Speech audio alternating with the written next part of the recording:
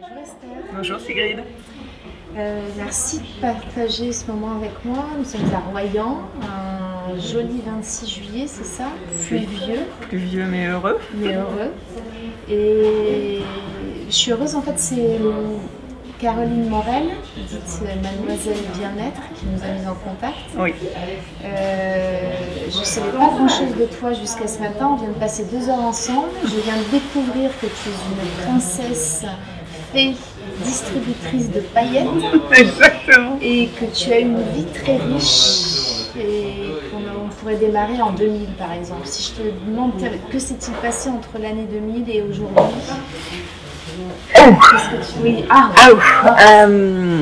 Un profond bouleversement, mais une renaissance.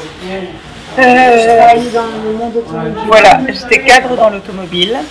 Quand le 1er janvier 2001, ma vie a basculé dans ce qui aurait pu être une horreur, avec le décès accidentel de ma fille aînée, Morgane.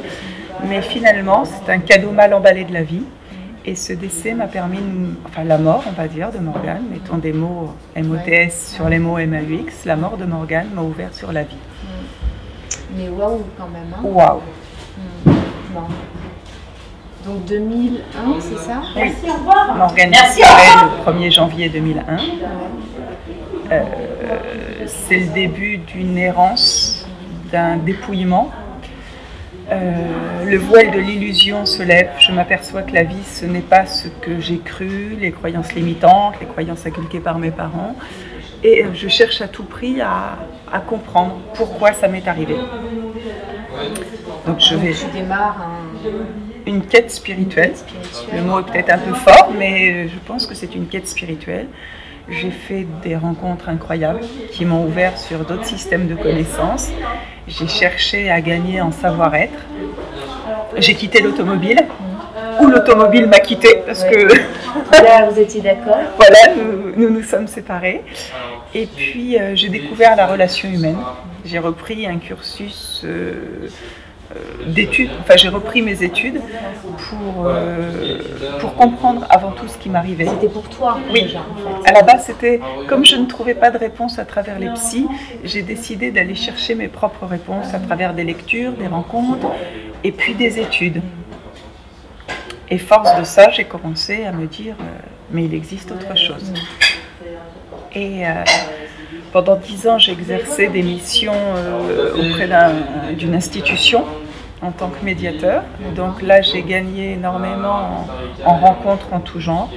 J'ai grandi, j'ai eu des joies, j'ai eu des peines, j'ai eu des réussites, j'ai eu des échecs. Alors les réussites, on va les laisser un peu de côté, mais les échecs m'ont là aussi fait grandir, fait mûrir.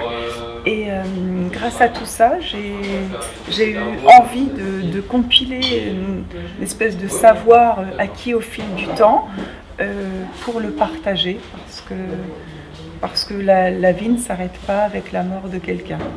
Enfin, elle peut s'arrêter en fonction des croyances, mais pour moi, la mort de Morgane m'a amené à être qui je suis aujourd'hui. À révéler une part de toi. Oui. En fait, à aider, en tout cas, t'as aidé à révéler une part de toi. Par obligation au départ. Et puis maintenant, je peux pas dire. Alors, ma partie humaine n'acceptera jamais le départ de Morgane, je pense. Il y aura toujours une blessure. Mais ma partie spirituelle, mon être, celle que je ne sais pas réellement définir, me dit que la vie est vraiment belle. Oui, parce que bon, là on rentre pas trop dans les détails malgré ces 2 heures qu'on vient de partager, mais il y a la mort de Morgane et puis il y a quantité d'autres expériences de vie ou moments très inconfortables et douloureux qui font aussi cette part de toi humaine quand même et spirituelle que tu as développée. Oui, une personne, je ne sais plus qui disait ça, tout ce qui ne nous tue pas nous rend plus forts. Donc c'est vrai que j'ai connu la violence conjugale, la violence sur enfant, les jeux de manipulation dans mon ancien job.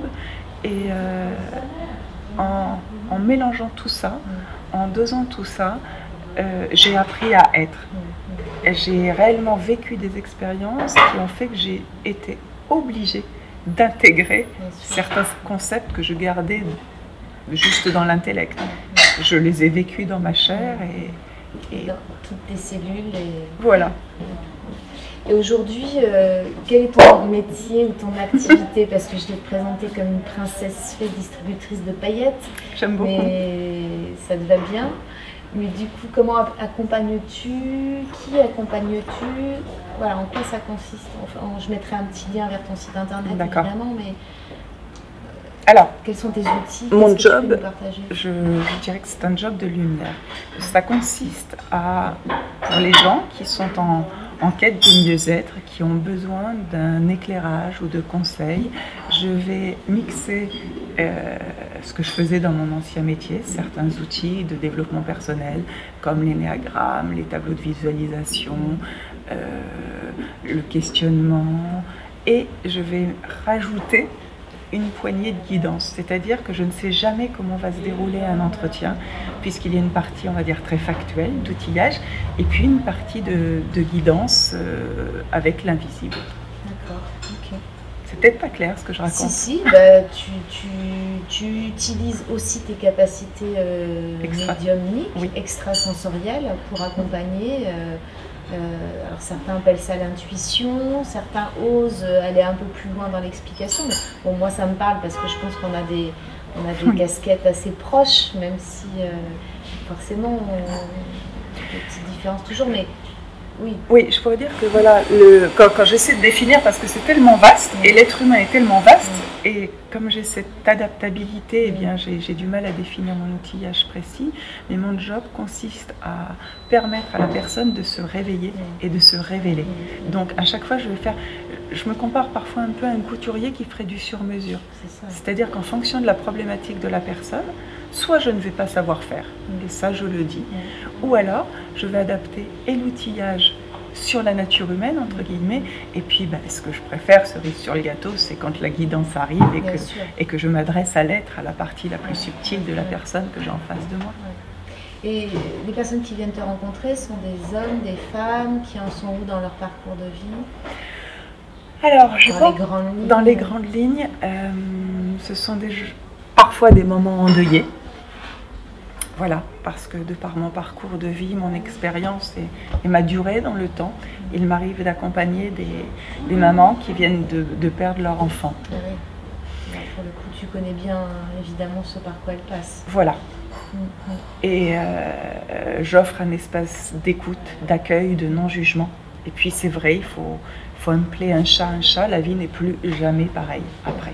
Voilà. Il y a la personnalité avant le départ de l'enfant et la personnalité que l'on se construit après.